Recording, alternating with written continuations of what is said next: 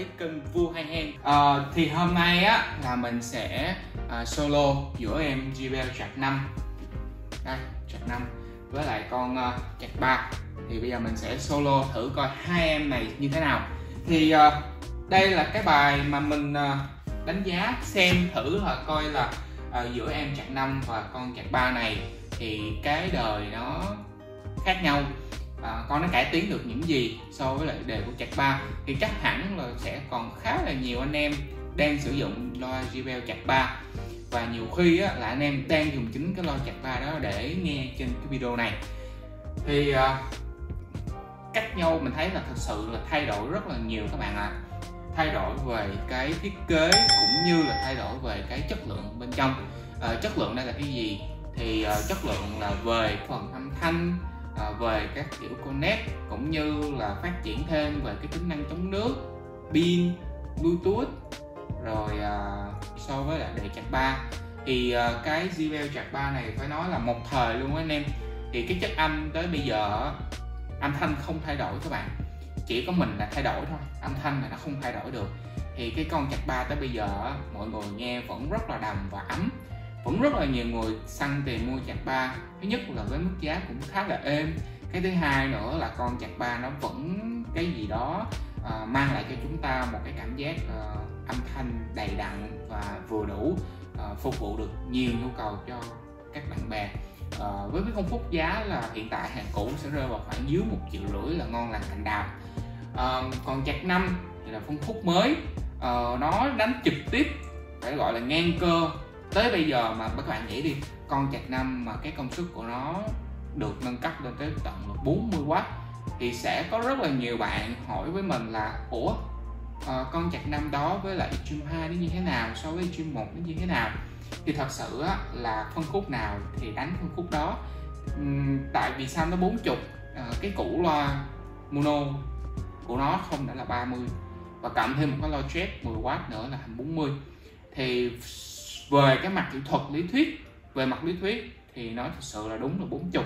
Đó là trên lý thuyết thôi, nhưng mà trên thực tế thì so với Extreme 2 hoặc 3 đều thua hết. Tại vì cái driver, số lượng củ loa và cái mặt công suất của nó cũng đã khác rồi. Thì quay lại cái vấn đề chính là mình sẽ làm so sánh. Đầu tiên là mình sẽ test nhạc cho các bạn xem thử, nghe vocal thử coi như thế nào nha các bạn. Bật nhạc lên.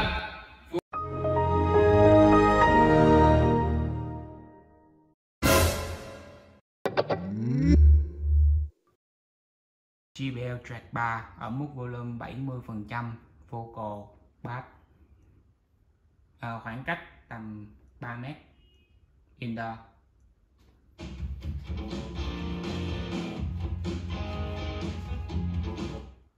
Khi đôi môi em còn đau lòng, em muốn nói thêm điều ấy. Khi bên còn trong hơi thở, lại gần hôn anh đi. Khi con tim không còn trên đầu, khi ai mang em mây hay, em nói em say tiếng đàn. Vậy lại gần hôn anh đi, lại gần hôn anh sẽ để em trời. Lại gần hôn anh em để em chờ đợi. Giờ còn đôi ta, kia núi đây là nhà. Giờ còn đôi ta, em có muốn đi thật xa. Ta chỉ sống một lần trên đời, suy nghĩ lắm chỉ em ơi. Bao nhiêu yêu thương trên đời, thành vị ngọt trên đôi môi. Lại gần hôn anh sẽ để em trời. Lại gần hôn hay em để em chờ đợi. Giờ còn đôi ta,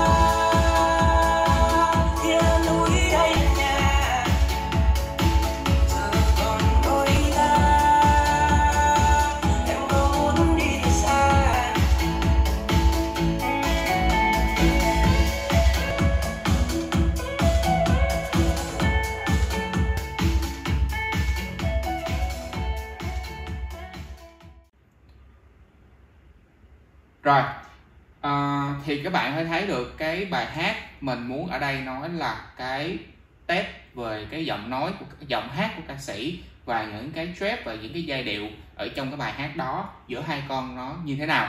Thì các bạn cũng đã trải nghiệm thử được rồi đúng không? Thì mình thấy là cái con á, Trạc 5 âm thanh nó công nhận là được cải tiến, sắc sảo hơn, âm trap ra nó mượt mà, kiểu nghe rất là chi tiết. Tại vì trang bị thêm một củ trap mà không chi tiết nữa thì thôi mình chịu. Đó, và củ loa mới nữa. Còn so với Trạc 3 thì tất nhiên là độ trong trẻo, độ chi tiết thì chắc chắn là không bằng, tại vì nó không có cục chép. Đó, đơn giản là như vậy thôi. Rồi, thì bây giờ mình sẽ qua cái thử là mình sẽ test bass EDM của hàng Alan Walker, thử xem như thế nào nha các bạn. Test JBL Trạc 3, mức volume 50% indoor.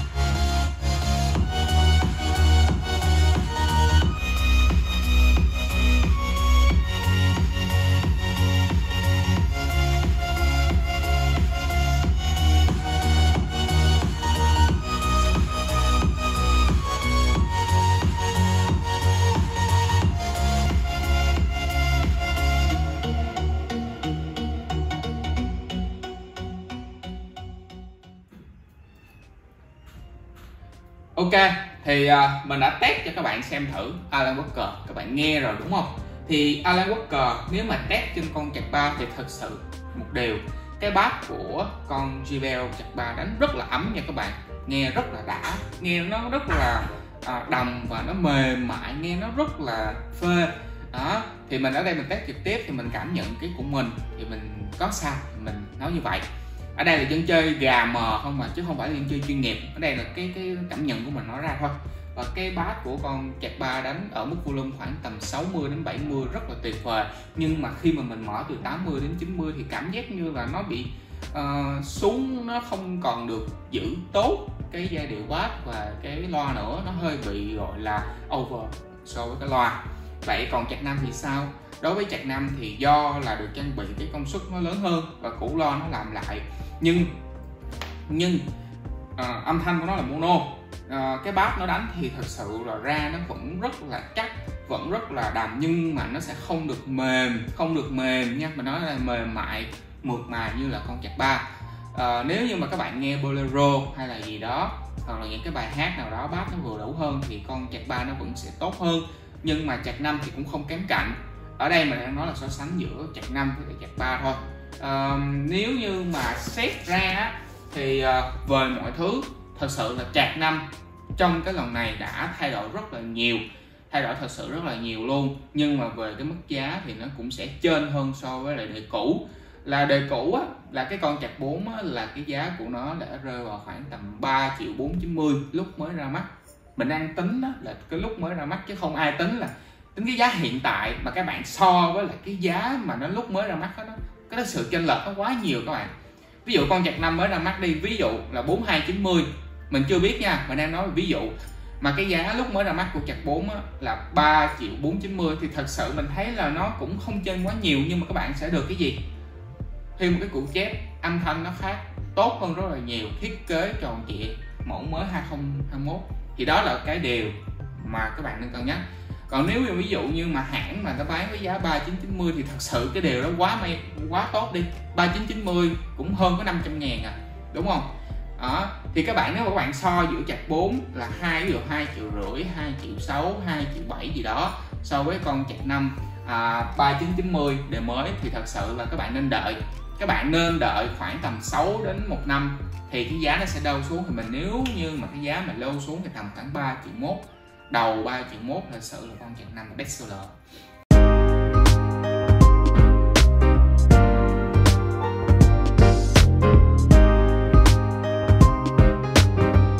Đây là cái bài đánh giá sơ lược của mình về hai em con chạc 5 và con chạc 3. Nếu như mà các bạn nào vẫn thích một cái gì đó hoài cổ, một cái gì đó một thời, JBL kìa, hình lon nước, hình chai nước JBL, thì các bạn có thể lựa chọn con này. Còn nếu như mà thiết kế mới, chống sốc tốt hơn, IP67, rồi sạc Type-C chuẩn 2021, rồi củ loa, âm thanh sắc nét, to rõ nét hơn, con chiếc loa nhỏ gọn như thế này, thì thật sự là con chạc 5 vẫn là một cái lựa chọn mà các bạn phải đáng cân nhắc trong cái thời gian tới. Rồi, nếu như các bạn thấy cái video này hay thì mong là sau này mình sẽ làm nhiều thêm những video như thế này. Cảm ơn mọi người đã xem, có gì like, subscribe và chia sẻ kênh mình để có thêm nhiều người theo dõi và có thêm nhiều động lực để shop mình làm thêm nhiều video hay trong thời gian tới nữa nha. Cảm ơn mọi người đã xem.